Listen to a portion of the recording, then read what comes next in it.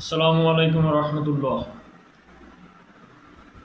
আরও একটা বিষয় নিয়ে আসলাম, সেটি হলো মাত্র 200 জন মানুষও যদি থাকতো তাহলে পুঁজিবাজার বেঁচে যেত। কেন বললাম?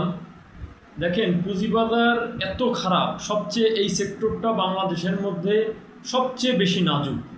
এবং পুঁজিবাজার বলতেই ওই আমির খসরু সাহেবের মতন বলতে হয়, পুঁজিবাজার বলতে আর বাংলাদেশে কিছু নাই, অবশিষ্ট নাই, সব শেষ হয়ে গেছে, ধ্বংস হয়ে গেছে এই বাজারটা।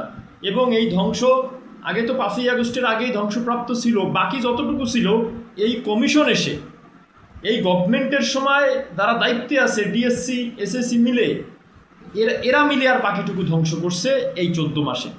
দেখেন, এই ধ্বংসের দ্বার প্রান্তে দাঁড়িয়ে আমি একটা কথা বলতে চাই বিনিয়োগকারীদের এবং আপনাদের উদ্দেশ্যে বলতে চাই যে যদি আন্দোলন করার মতো, রাস্তায় দাঁড়ানোর মতো 200 জন বিনিয়োগকারীও থাকতো, আমি চ্যালেঞ্জ করে বললাম এই পুঁজিবাজারটা একটা সংস্কার হতো, ঘুরে যেত যে 200 জন মানুষ রাস্তা দিয়ে উঠবে না, মাঠ দিয়ে উঠবে না, 200 জন মানুষ, 200 জন বিনিয়োগকারী, 200 বিনিয়োগকারী এসে আমরা এক জায়গায় যদি জড়ো হতে পারতাম এবং দীর্ঘমেয়াদী একটা কর্মসূচি করতে পারতাম, অনশনের মতন। আমার রাস্তা আটকানোর দরকার নেই, আমার কোনো ভায়োলেন্স করার দরকার নেই।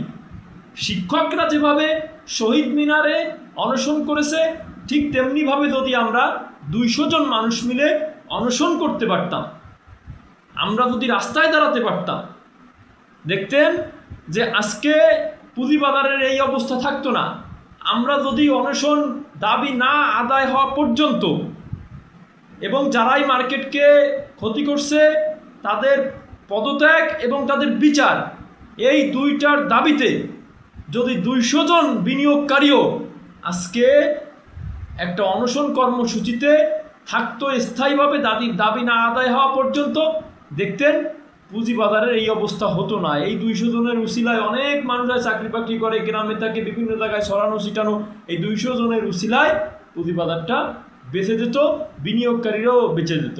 কিন্তু এখন যে অবস্থা হয়েছে, মার্কেট বলতে কিছু নেই, মার্কেট তারা ক্রমান্বয়ে ধ্বংসের দিকে ঠেলে দিচ্ছে মার্কেটকে, এবং এই মার্কেটকে ইচ্ছাকৃতভাবে পতন করে, ইচ্ছাকৃতভাবে মার্কেট ফেলে, ইচ্ছাকৃতভাবে শেয়ারগুলোর প্রাইস কমিয়ে একটা মহলকে বাড়তি সুবিধা দিয়ে, একটা মহলের হাতে মার্কেটটাকে জিম্মি করে বিনিয়োগকারীদের, সাধারণ বিনিয়োগকারীদের শেষ করার পাশাপাশি বাংলাদেশের একটা ইকোনমিক্যাল যে সাইড, একটা ইকোনমিক্যাল পার্ট, এইটাকে পুরাপুরি ধ্বংস, দ্বার প্রান্তে বলবো না, পুরাপুরি ধ্বংস করে দিয়েছে। আসসালামু আলাইকুম রহমতুল্লাহ।